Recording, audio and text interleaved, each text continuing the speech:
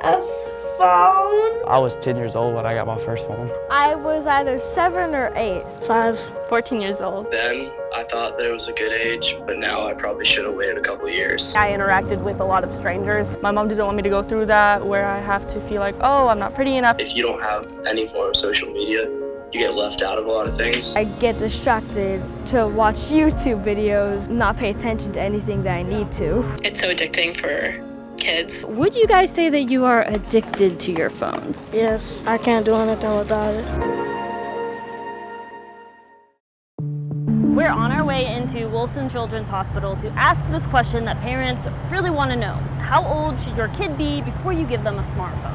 Children can actually be more depressed by spending the majority of their time on social media. Terry Andrews is the Vice President of Behavioral Health at Wolfson Children's Hospital. The disconnection, we are missing those opportunities for connecting with our peers, connecting with adults, having those crucial conversations, and being able to practice engaging in relationships.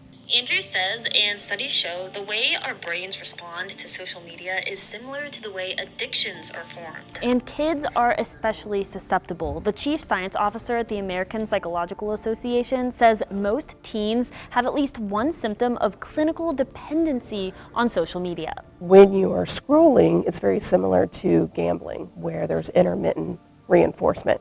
So you get to one and it may not be engaging, and so you flip to another and it may be engaging. That is intermittent reinforcement, as we say, and that's one of the hugest topics for addiction. Research increasingly shows delaying exposure is the best defense. This means delaying when your child gets a smartphone if possible, and delaying their access to apps. I would probably say middle school is what the research indicates, maybe even high school.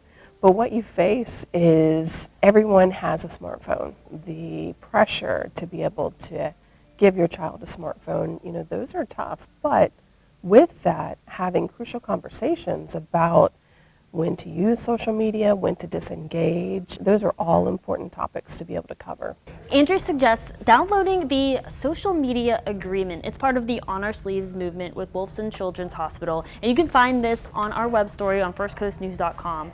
Also, if you go there, you can find more tips to make sure that your child connecting online doesn't mean disconnecting from reality. Renata Di Gregorio, First Coast News, on your side.